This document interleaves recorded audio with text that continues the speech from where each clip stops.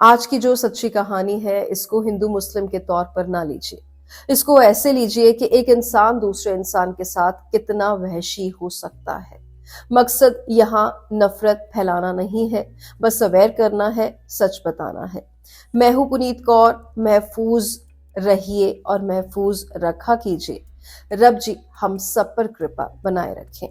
सहारनपुर के नकुड़ में 27 साल के बिलाल के घर रौनकें लगी थी, चहल पहल थी। सभी बहुत खुश थे क्योंकि उसके घर में उसके निकाह की तैयारियां चल रही थीं। आपको पता है कि शादी हो या निकाह, हर किसी की अलग अलग रस्में हैं, रीति रिवाज होते हैं। तो यहाँ भी बिलाल के घर वाले लगातार दबाव बना रहे थे कि अब निकाह में 1 हफ्ता रह गया है, इसलिए घर से बाहर ना जाए, घर पे रहे। लेकिन बिलाल का दिमाग शांत नहीं था। उसके दिमाग में उमा घूम रही थी, वही उमा जिसके साथ वो 2 साल से सहारनपुर की गंगोत्री कॉलोनी में किराए पर कमरा लेकर लिव इन रिलेशनशिप में रह रहा था। उसको एक बड़ा डर सता रहा था कि कहीं निकाह की बात पता लगने पर उमा उसके घर वालों के सामने कोई सीन ना क्रिएट कर दे। तो बिलाल का दिमाग तो इसी में होता है कि उसकी नई जिंदगी शुरू होने से पहले ही उमा खराब ना कर दे, क्योंकि वादे तो उसने उमा के साथ किए होते हैं, लेकिन शादी ये किसी और के साथ कर रहा होता है। 6 दिसंबर शाम करीब 6 बजे वो स्विफ्ट कार लेकर उमा के कमरे पर चला जाता है। बोला सरप्राइज है, चलो तुम्हें घुमा के लाता हूँ। उमा को बड़ी खुशी होती है, वो बहुत खुश होती है, बड़े प्यार से तैयार होती है, बहुत सुंदर लग रही होती है।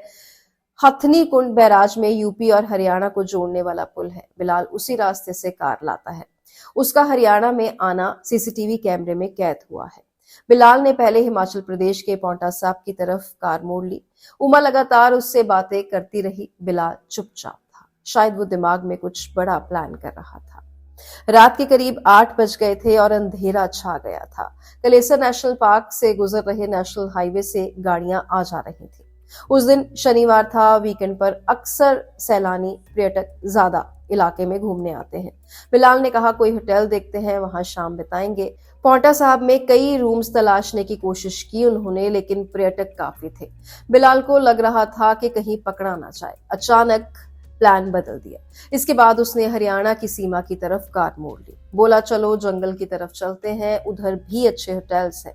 उमा को क्या था, वो ओके थी कि तुम जहां भी ले चलो, मैं तो तैयार हूं तुम्हारे साथ। इस बीच बिलाल ने 2-3 जगह सुनसान एरिया देख कार रोकने की कोशिश की।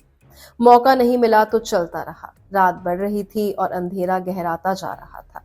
इसी बीच उसने पूरा जंगल भी पार कर लिया। कलेसर जंगल के एरिया से निकलते ही आबादी शुरू हो जाती है। यहाँ प्रताप नगर के गांव बहादुरपुर की सीमा से पहले ही उसने कार रोक ली। बहाना बनाकर पिछली सीट पर चला गया। उस वक्त उमा अगली सीट पर बैठी अपनी धुन में मस्त थी। तभी अचानक बिलाल ने उसके गले में सीट बेल्ट डाल दी और गला घोंटने लगा।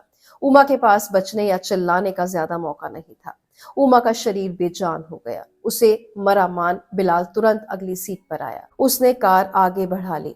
करीब आधा किलोमीटर दूर गया तो सामने गांव बहादुरपुर की लाइटें नजर आने लगी।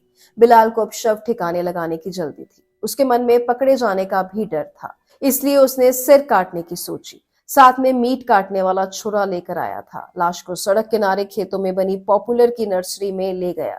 वहां सिर काटा और लाश के कपड़े उतार लिए ताकि पहचान ना हो सके। कटे सिर को पॉलिथीन के लिफाफे में डालकर अगली सीट पर रख लिया। उस वक्त रात के करीब 11 साढ़े 11 बज रहे होंगे। कलेसर जंगल के एरिया से निकलते ही आबादी शुरू हो जाती है। यहाँ प्रताप नगर के गांव बहादुरपुर की सीमा से पहले ही उसने कार रोक ली। बहाना बनाकर पिछली सीट पर चला गया। उस वक्त उमा अगली सीट पर बैठी अपनी धुन में मस्त थी। तभी अचानक बिलाल ने उसके गले में सीट बेल्ट डाल दी और गला घोंटने लगा। उमा के पास बचने या चिल्लाने का ज्यादा मौका नहीं था। अब उसे ऐसी जगह की तलाश थी जहां सिर्फ वह कपड़े फेंक सके ताकि शिनाख्त की संभावना ना बचे। यहाँ हरियाणा और हिमाचल की सीमा पर छोटी सी पहाड़ी है जिसे लाल ढांग कहते हैं। यहाँ गहरी खाई है। हालांकि यहाँ वन विभाग ने वॉच टावर बना रखा है, लेकिन यहाँ कोई होता नहीं। बिलाल ने सिर फेंकने के लिए इसी जगह को चुना। यहाँ सिर फेंकने के बाद बिलाल ने कार घुमाई और हथनी कुंड बैराज के पुल से होते हुए अपने घर चला गया। ये सिर रविवार 14 दिसंबर को बिलाल की निशानदेही पर बरामद कर लिया गया। हालांकि अभी छुरा बरामद नहीं हुआ है। बिलाल ने मर्डर के बाद घर पहुंचकर सबसे पहले अपना मोबाइल फॉर्मेट कर दिया। इससे उसके मोबाइल में उमा की फोटो और कॉन्टैक्ट नंबर सब डिलीट हो गए।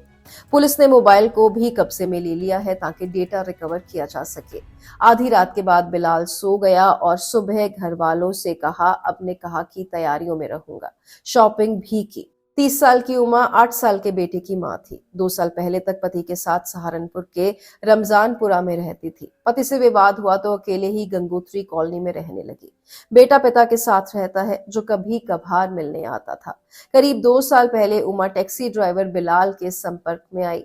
दोनों लिव इन रिलेशन में रहने लगे। उमा का खर्च बिलाल ही उठाता था। पुलिस पूछताछ में आरोपी ने कहा कि इस रिश्ते के बारे में उसके परिजनों को नहीं पता था। पुलिस जांच में सामने आया कि उमा का पति हाथ से दिव्यांग है और पेंटर का काम करता है। पत्नी के चरित्र को लेकर दोनों में विवाद हुआ था। बताया जा रहा है कि उमा पहले भी किसी के साथ रिलेशनशिप में रही। रिश्ता लंबा नहीं चला और उसके बाद बिलाल के संपर्क में आए। बिलाल 4 भाई बहन है। परिवार उस पर शादी करने का दबाव बना रहा था और रिश्ता ढूंढ रहा था। उमा के चलते बिलाल परिवार को टालता रहता था। परिवार के दबाव में आकर वह रिश्ता करने को राजी हो गया।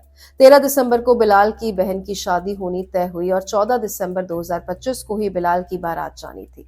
यमुनानगर पुलिस की पूछताछ में सामने आया कि हत्या के करीब 1 सप्ताह पहले बिलाल और उमा के बीच शादी की बात को लेकर झगड़ा हुआ।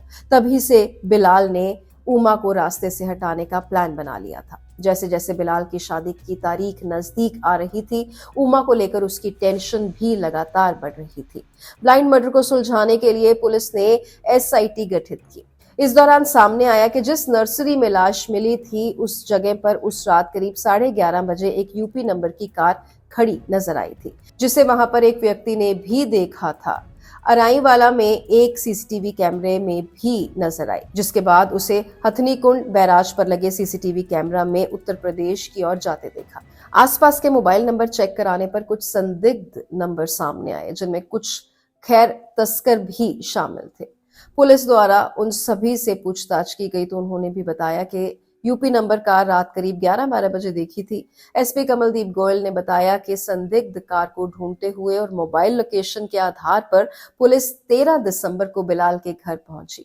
सहारनपुर के नकूर थाना क्षेत्र के टिडोली गांव में बिलाल के घर पर शादी का माहौल था। उसकी बहन की डोली उठ रही थी और दूसरी तरफ बिलाल की शादी का कुछ प्रोग्राम चल रहा था। रिश्तेदारों की भीड़ में घिरा बिलाल पुलिस को देखकर चौंक गया। पुलिस बिलाल को उठाकर यमुनानगर लाई और पूछताछ की तो उसने सारा सच उगल दिया। पुलिस ने फिर उसे 4 दिन के रिमांड पर लिया। बिलाल ने उमा का सिर बरामद करा दिया। बिलाल ने कबूला कि उसे डर था कि कहीं उमा उसके घर पर जाकर सारी बात ना बता दे, जिससे उसकी शादी टूट जाए। यमुनानगर एसपी कमलदीप गोयल ने बताया कि उमा पहले से शादीशुदा थी। करीब 10 साल पहले घर वालों की मर्जी के खिलाफ जाकर उसने लव मैरिज की थी। इस शादी से उसे एक बेटा भी था, लेकिन करीब 2 साल पहले वह अपने पति से अलग हो गई थी। उसका बेटा उसके पति के साथ रह गया और वह सहारनपुर में रहने लगी। लव मैरिज के चलते उमा के परिजनों ने भी उससे रिश्ता तोड़ दिया था। ऐसे में उमा बिलाल के संपर्क में आई और दोनों की प्रेम कहानी शुरू हो गई। दोनों लिव इन में रहने लगे। 2 साल बाद इस अंतरजातीय प्रेम कहानी का अंत इतना खौफनाक होगा, इसका अंदाजा उमा को भी नहीं था। अब उमा नहीं है और बिलाल को भी ऐसे ही रहना होगा। क्लैरिटी रखना मुश्किल क्यों है और कत्ल करना आसान क्यों? आज फिर हमने सीखा कि क्या नहीं करना। ऊपर वाला सब देख रहा है। आप देख रहे हैं कैमरा हिंदी, ये लेंस साफ।